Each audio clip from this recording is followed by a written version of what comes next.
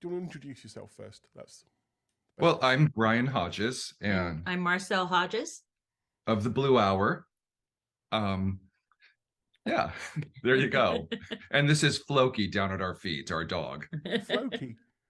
Yes. That's an unusual name. Do you remember Vikings, the crazy boat builder? No, I The don't. show Vikings. I never watched it. Is that the Oh, so was it good. Stars or something like that? Was it? I think it was BBC, Oh, was wasn't it? it? I don't recall, but anyway, yes, our Well, dog's named after a crazy character, and yeah, he fair enough. he fits the bill.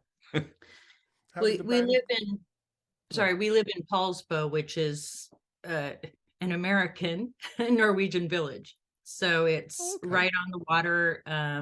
Cute. Everything's done in sort of a Norwegian style. Has a lot of Norwegian writing on all the buildings, and so it's a very Viking community. Oh, that's unusual. Yeah. I didn't even know that existed in America. Oh yeah, yeah. This area around Seattle was originally settled mostly by Norwegians, fishermen and lumberjacks. So we have a lot of Scandinavian heritage out here. Wow, I did not Yeah, know that. and That's something new. yeah, Wow. And how did you two get together as a band? well, that's a bit of a longer story. We actually were each other's first love back when we were young kids. We were part of Seattle's street kids scene. Um, living in squats, going to dance clubs all night. They used to be 24 hours, so we could, well, not 24 hour, all night long. So Yeah, we would stay in the clubs all night. And then we'd panhandle for money all day and sleep wherever we found a spot. yeah, and then day came where we failed to meet up and we lost each other for almost 30 years. In the meantime, we both sort of discovered our music, and I was playing with, there's a Seattle goth band called Black Atmosphere. We did a few tracks for Cleopatra back in the day.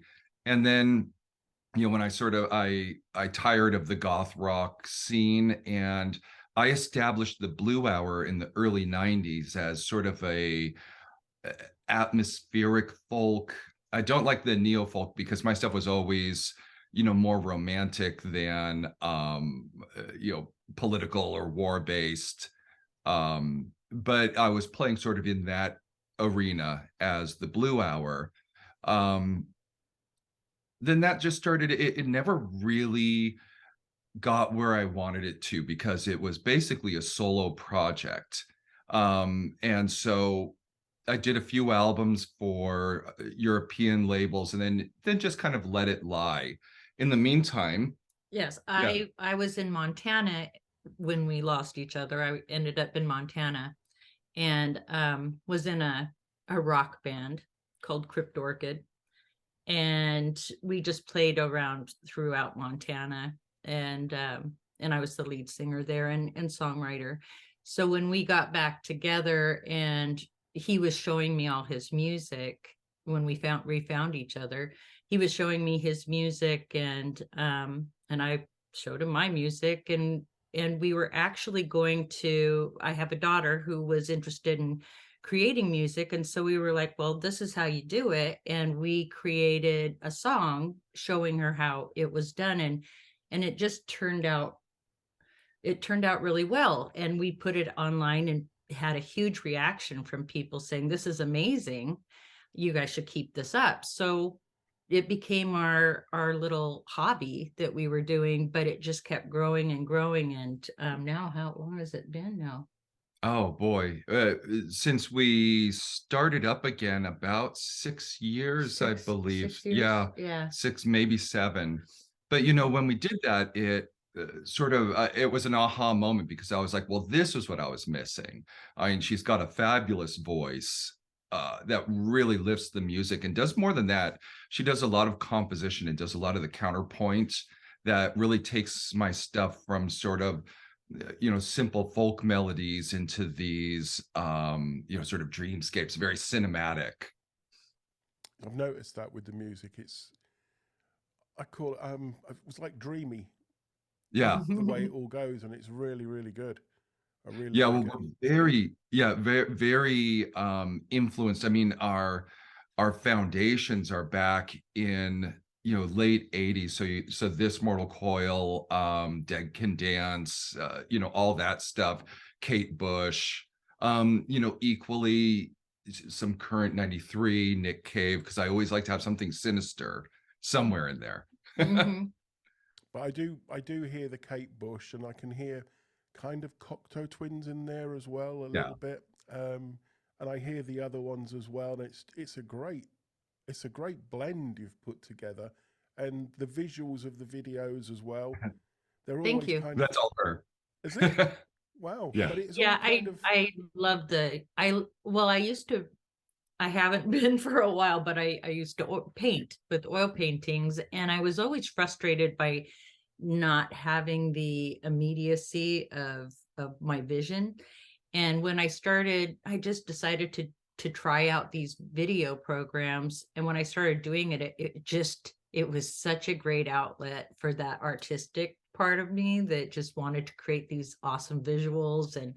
And so I've been trying to do a video for each song that we do, just because it gets me in practice. I get better and better as I go along, start learning how to create the storylines. And yeah, and so I was really proud of my last one, and there's been a couple that I feel pretty good about, but I just keep getting better at it.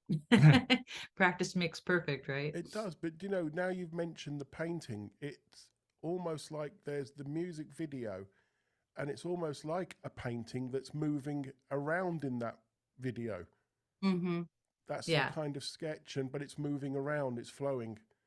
Yes. It really is good. It really is good. It Thank goes you. well together with the music, and it's pretty spot on, isn't it?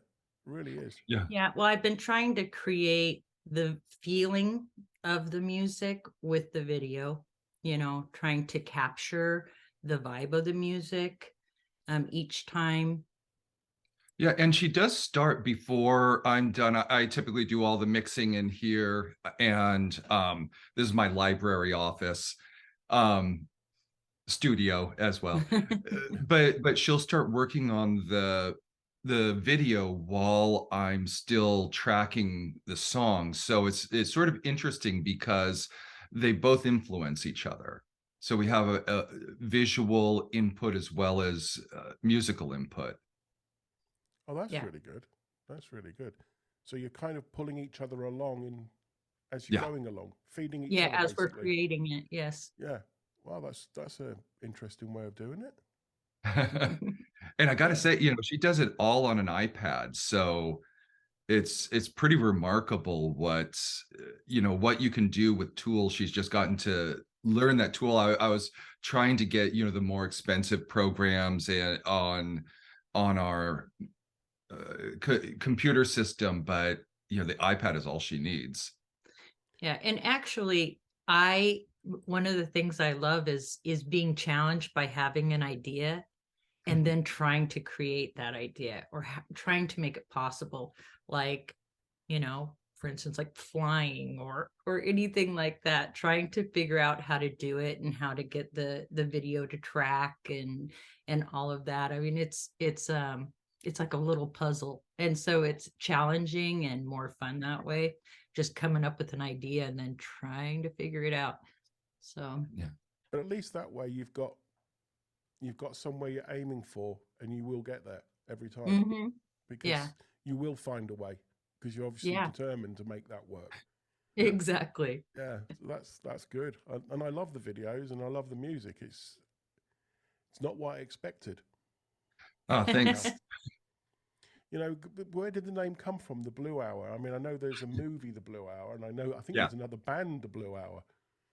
Oh boy. Yeah, it's funny because we've been fighting over that name. I had to fight for it back in the early 90s when some other band tried to use it, and I had to prove to Apple that I'd been using it for forever. But it came from actually the Blue Angel, the Marlene Dietrich movie. I don't know if you've seen that. I've It's not sort seen of cabaret era, black and white. I'm really, as I mentioned before, influenced by sort of cinematic movie, because I like to feel that the songs are pictures, they're stories, that they're taking you to another world. And that movie was very atmospheric. I love that era. I love the noir, the hard light and hard shadows. Um, I did make a mistake though, because I in my head I had the Blue Hour. It was actually, the movie's called the Blue Angel, which would have sucked as a band name. So it was good that I made the mistake. Yeah, it also, it refers to that time of twilight, when things are blue before it gets completely dark out, and you have that sort of that ethereal wash over the world, and everything looks, it's Blue otherworldly tinted, and yeah. full of potential.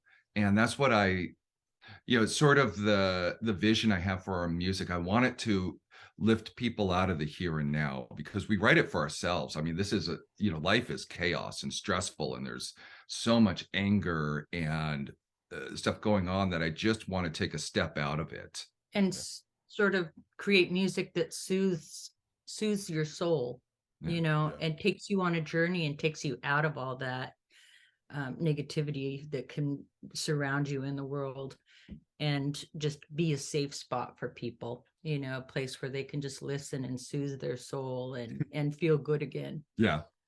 That is what you want from music, though, isn't it? You want to be able to almost close your eyes and just be taken along with the music and forget what's going on around and just be taken on that journey. And your music definitely achieves that. Thanks. Thank you. It's funny, because I do wish that I could write some bangers, some punch your fist in the air, but as soon as I pick up a guitar, I start doing dreamy things instead of angry chords. Well, I just can't do it. But it's what's working. It's certainly working, isn't it? Mm-hmm. Yeah. That's what's called voice. Ultimately, when you sit down with tools long enough, you find your voice, and you have to give into that voice to be authentic. So on top of that, then with your art and as well, is that where the covers and the visuals of the singles and the albums come from? Yeah, I do like to do the artistic part of it, the visual design. So that's you as well. Yeah, I'm I do the lettering. I am so picky about lettering. He's very picky about lettering. I'm not allowed to touch the letter. I know. That is that. I think that is a difficult part, picking the right font and everything to make it look right. Especially if you've got the art there in front of you and you think, what am I going to use to match that with that? Yeah. And I'm ridiculously particular about fonts. Well, that's good. I mean, it just shows the dedication to the whole experience of your music. It's not just the music, it's the visuals, it's down to, like you said, down to the lettering. Yeah. And we do like it all to be very complete package. And really, I think that music is so visual, within that, I'm always striving to create something that that pulls that out as well, so that there's like a visual representation of what you're feeling inside, whether it be the cover or the video. Yeah, and it really is good. I mean, it does all flow together so well. Thank you. And I've noticed that from your material, that it all binds together kind of, well, just to use a straightforward, perfect. It's just, thank you. It does. It just flows together so well. It's just the whole bundle, isn't it? It's the whole holistic thing. It's the whole thing together. It really is good. Love that. Yeah, well, it's still very inspired by that early 4AD period, where every aspect of from the music to the packaging, every bit of it was so well conceived that it's in this day and age, you could put anything out, because not many people are actually getting physical products. So all you need is just a little GIF type picture, and I want to do more than that. I want something that's visually, like, I like to look at when I have all of the album covers up on the Bandcamp page or on Spotify. I like even those to sort of tell a story or tell somebody, branding, like, from looking at the pictures that you're being invited to a nice place. Yeah, it's true. We've lost a lot of that from the old vinyl, where it used to be the cover, what was inside, and this big opening, and the layouts. Yeah. And we were so influenced by that time period and that whole experience. Take the vinyl out, different color, some of them different colors, some of them had pictures on. It was the whole thing. They wanted to put across, I suppose video wasn't quite as big then, but it was the album covers and even the single covers. Everything was there. So I guess that's where you're still trying to keep that alive in a way. Yes. Yeah, I mean, I remember buying albums just on the force of the art. Yes. And I believe that my first Bauhaus album, I hadn't heard them. I was 15, but Mask, the cover of Mask was so intriguing to me that I took the risk and gambled, my allowance on this band I hadn't heard of, and didn't turn back. No. I've done that many a time. Bought albums that I'd never heard of the band and bought the album just for the cover, and then really got pleasantly surprised by it. I remember buying one, and it was it was kind of plain, but there was a lot of color being used, but it was only pastel color, and it was by a band, Cabaret Voltaire. Oh yeah, I love Cabaret Voltaire. And to find out they're still going, and it was like, this was an unknown band at that time, but I just loved the cover and it dragged me in. Yeah, they're still going around, so obviously it worked for them as well. It did, but it was that unusual. It was the visuals that dragged you into buying an album. Nowadays, like you said, it's just a little thumbnail there, and that's it. It's not quite the same, is it? No. And to me, I feel like it makes music feel more disposable to people, because they don't have that that connection, the art connection as much as when we were kids. They don't feel like you were just telling that story, and I was talking about discovering Mask, that there's not really so much of a sense of you earned this relationship, or you've got a special relationship with this because you had this, you risked, there was a risk involved when you committed to this band. Yeah, you're right. And nowadays, with the way music is bought and things like that, it's it's nothing just to buy something. You don't even see it because it's all digital. You just don't see it. It's just there. Oh, I don't like that. You never play it again. That's it. Yeah. There is no. Yeah. And that's something that, we're all sort of struggling with. But, again, along with our commitment to all the art, the packaging, creating a whole world, is also, I am still in love with the album as an expression rather than singles. We do singles every once in a while. Usually those are just orphans that don't fit, but I love going from the first track to the last track and having the dramatic arc and having references back and forth through the song, so that it feels like a novel or a movie. Yeah, I agree with that. There's a few bands that have mentioned to me that they spend a lot of time putting the tracks in the order that they want, and they say, please play them in that order. That's I know. we put them. They're for a reason in that order. Yeah, because it's telling a story. Which is fair enough. I got to ask, what made you pick Cornflake Girl? Cornflake Girl was, what we were doing that the compilation album, and we were going through songs, and I just remember that to me, I thought that was such a fun song to sing when it came out. I like challenging myself vocally. I was very into Nina Hagen and Lena Lovitch and Kate Bush, and I always like to challenge myself vocally. So to me, that was a really fun, challenging song, but it's got a lot of highs and lows, and just the way it's sung is very precise. It's such an unusual song too, which I really loved.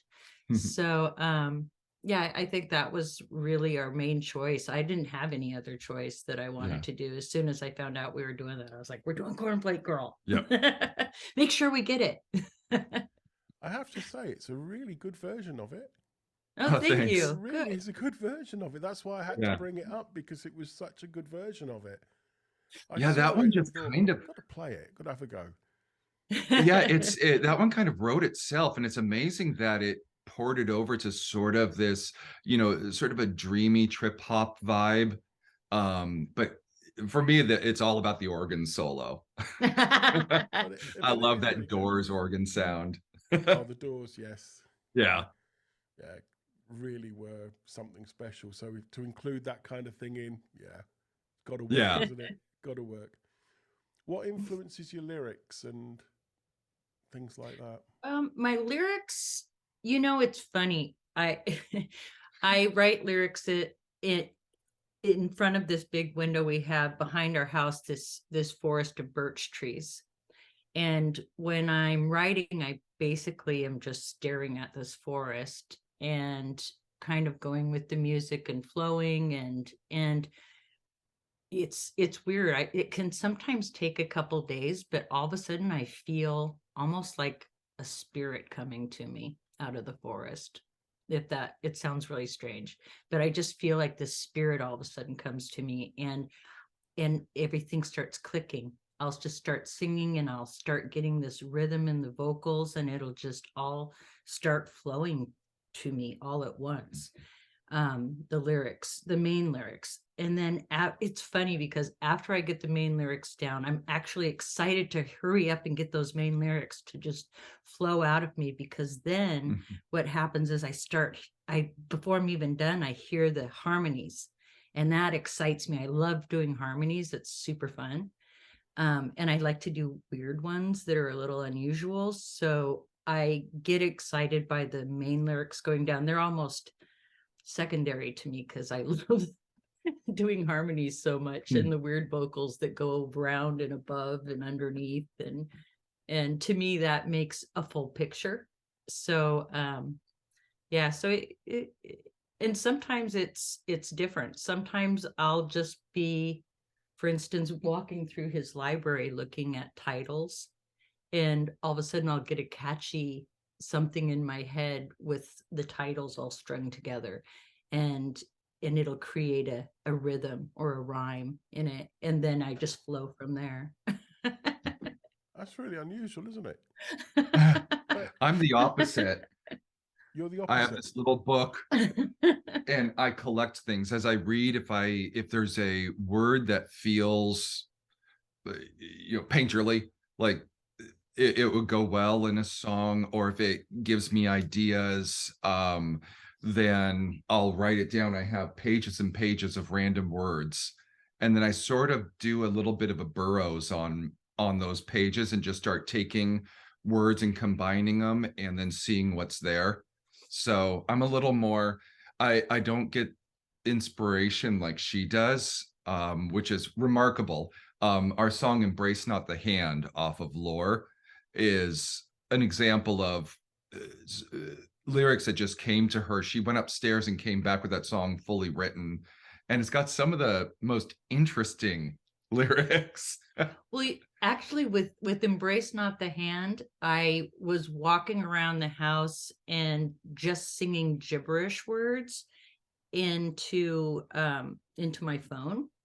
Kind of, some words were real words and some were just gibberishy sounding. But then when I listened back to it, I was hearing words throughout the whole thing. Some of them were different than what I'd actually sang. It was just the same sort of rhythm, but I just went with it. I don't know how to explain it. It felt like automatic writing. Yeah. It just felt almost like automatic writing, and some of it didn't seem to make sense. But then once I finished it and read through it, it was like I understood it all. And all of a sudden it made perfect sense.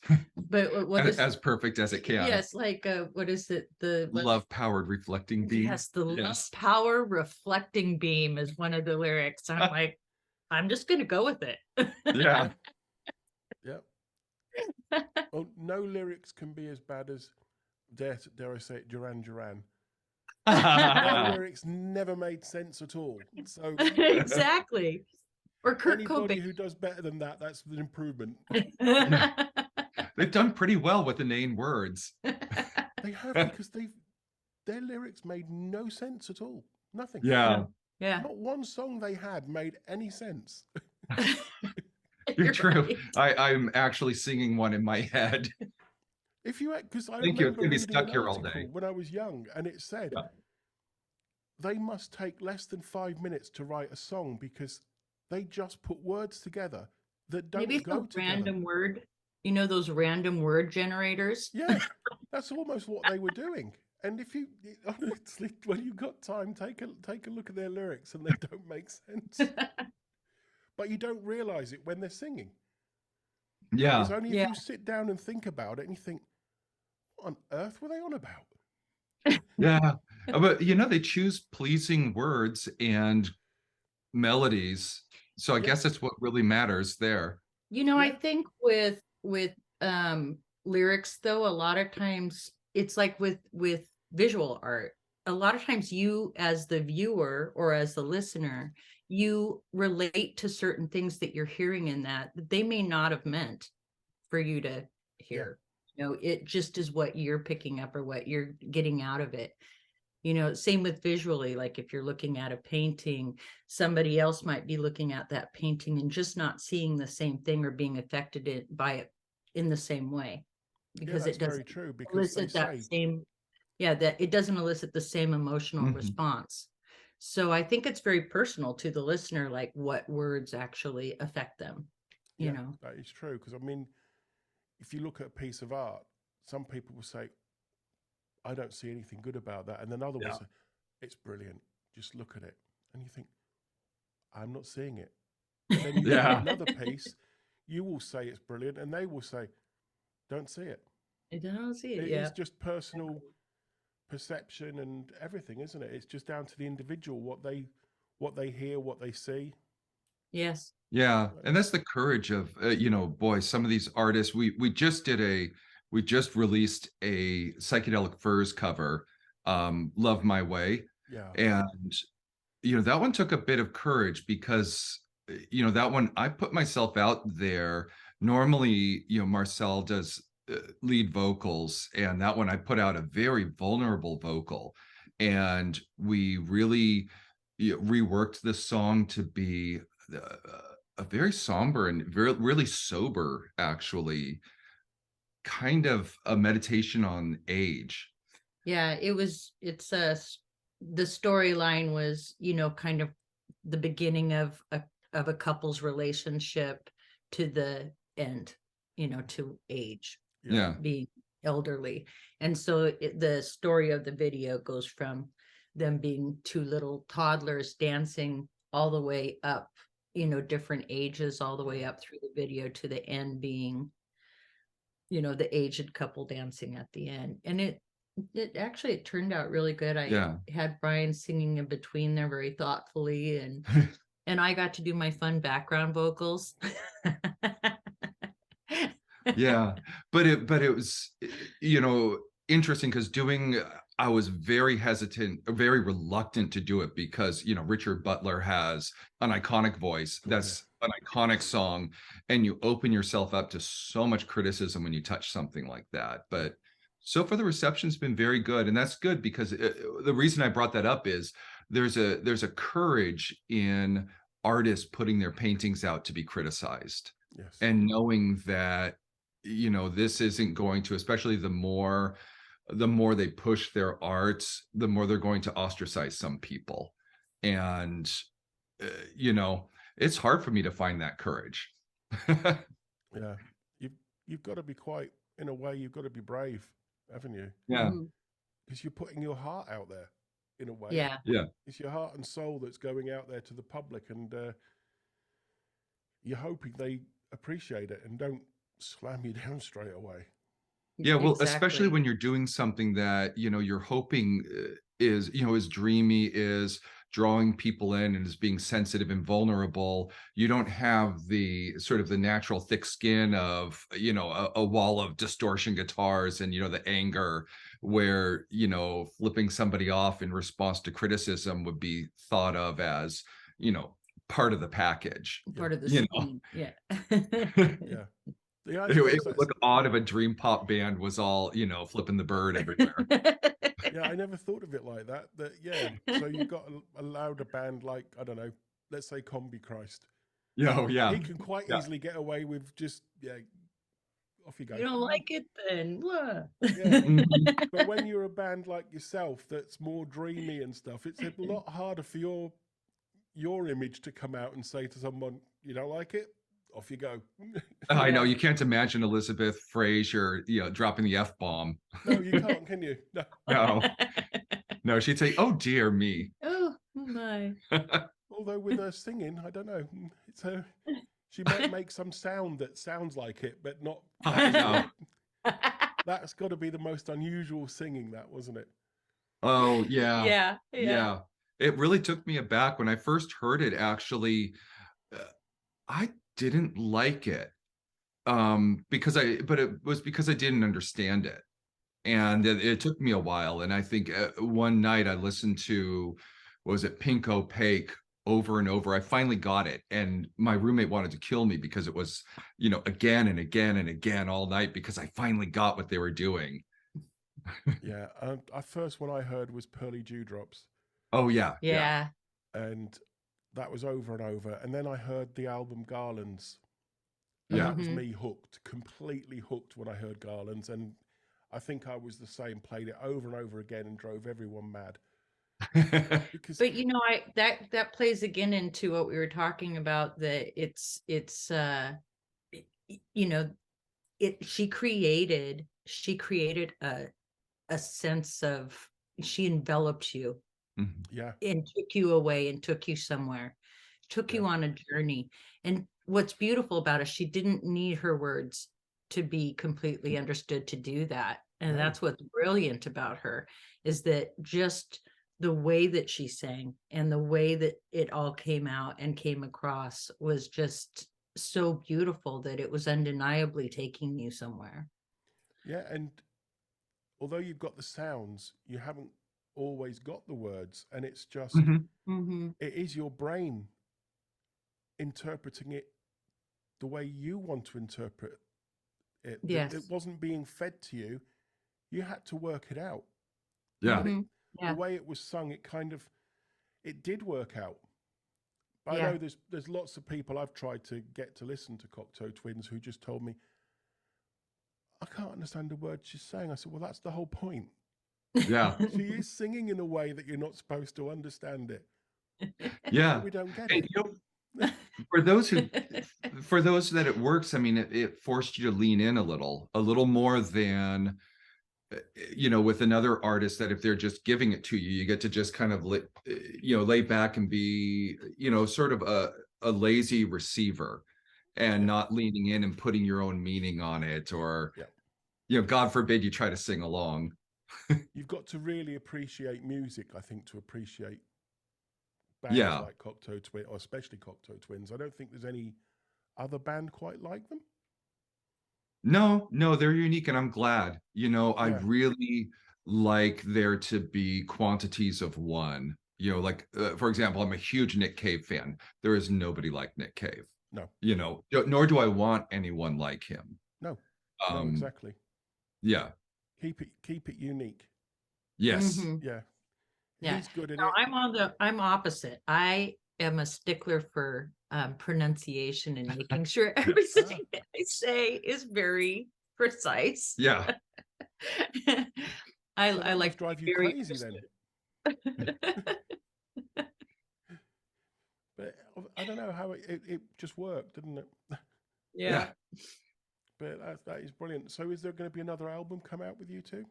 Yes. We have been, once we finished Lore, which was our last album that was released in 2021 on dark vinyl, we took a bit of a break because we had been on just a tear of recording and collaboration work. And so we took a bit of a break, and we've been working on these tribute albums, and we've done, I think we're doing our last one right now. We've been working on the Peter Newton. Yeah, so we're working on a full album collaborating with Peter Newton, former Clan of Zymox keyboardist. That's in production right now. And then we've just started tracking the new Blue Hour album. So, we'll probably work on that mostly next year. Mm-hmm. Oh, that would be brilliant. Something to look forward to. Yeah, there will be a lot of things coming out in between then. Yeah. Because we're always doing something. Well, that's good. What about concerts, tours? Do you do those? Not so much anymore. We were doing occasional shows. We try to control the places where we play. The typical bar scene is not a good place for music like ours. So we played Art Opening. We played with, I don't know if you know, In Gowan Ring. No. They're in that neo folk world. We did a show with them at a theater, at a Art Deco theater. So we try to keep it to that. But since pandemic, it's been hard for anybody to get shows. It's all the big acts. Yeah, I've heard that from other artists saying the same thing, that it's the big acts getting the venues, and the smaller ones just can't get a look in at the moment. Yeah, so that's why we've been focusing a lot on doing videos, so that we actually have something visual for I hate saying the word fan. That sounds so distant, for our friends, I guess, to see. And we may do a few small shows here and there. Yeah, that's good. At least you still get that contact with friends, fans. Yeah, Look at it. fans is such a weird word, isn't it? It is. But at least that way, in front of people, you can see their reaction towards your music. Yeah. Yeah, and I've been really itching to play live. I mean, I've even been considering going out to some local open mic nights just to get out again. Yeah, it's the lockdowns and pandemics it was just awful, wasn't it, for everybody? Yeah. It put a hold on everything. So you just feel like you guys down as well. Oh yeah. Yeah. Oh yeah. Our office shut down.